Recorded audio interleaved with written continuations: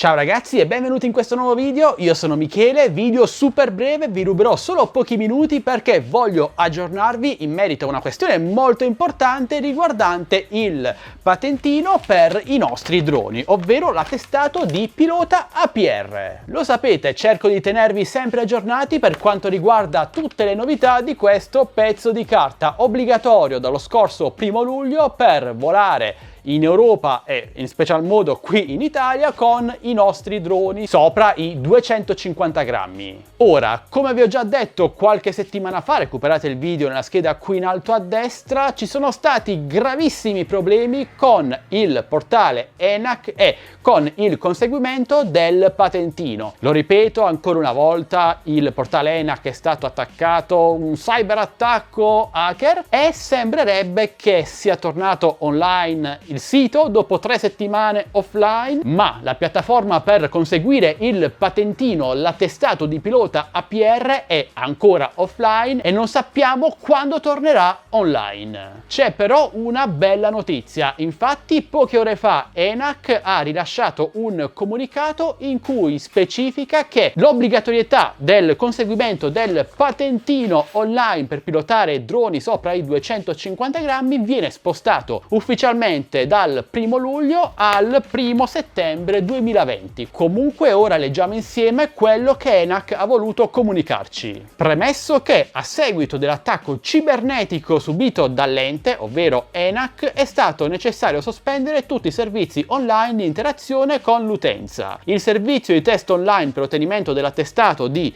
pilota di APR, questo qui, è stato oggetto di attacco, sembrerebbe nello specifico lui sia stato attaccato la piattaforma per conseguire il patentino e necessita di attenta bonifica per il ripristino di tutte le funzionalità. E aggiungerei io, speriamo che venga migliorato per quanto riguarda la leggibilità delle domande e la formattazione delle risposte, che è davvero tremenda. Le attività di bonifica e rafforzamento delle difese informatiche è tuttora in corso e richiede ulteriori tempi per un ripristino sicuro delle funzionalità. Ora, considerato che il requisito inerente all'obbligo di ottenimento dell'attestato per il pilotaggio di APR in vigore dal 1° luglio 2020 non consente all'utenza che oggi avesse esigenza di utilizzare un proprio APR, un proprio drone, di poter effettuare alcuna attività di volo, proprio perché al momento non è possibile conseguire questo attestato, in quanto la piattaforma è offline. Considerato che il disagio creato all'utenza dalla interruzione del servizio non può essere superato nei prossimi giorni. Vabbè ragazzi, siamo anche in agosto, forse andranno anche loro in ferie, chissà. Considerato infine che non è ragionevole protrarre il disagio causato dall'indisponibilità del sistema di test online. Questa è la parte che ci interessa. Dispone che il requisito di cui all'articolo 21,1 del regolamento mezzi aerei a pilotaggio remoto edizione 3 emendamento 1 del 14 luglio 2020 inerente l'obbligo del possesso dell'attestato di pilota APR per la conduzione di APR di massa operativa massima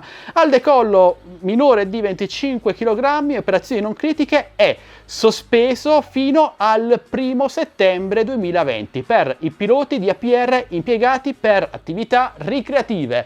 Fantastico ragazzi! Cosa significa questo? Significa che potremo volare per tutto il mese di agosto con qualsiasi drone inferiore ai 25 kg senza dover conseguire il patentino online. Quindi sia un Mavic Mini, che già di suo non ne richiede il patentino, sia un drone molto più pesante come ad esempio il Mavic 2 Pro, il Midrone 4K e tutti gli altri. Ok amici, quindi una bella notizia, finalmente in mezzo a tante brutte notizie possiamo goderci il più caldo mese estivo, agosto, con tranquillità, volando con i nostri droni senza dover possedere il patentino, almeno per quest'anno.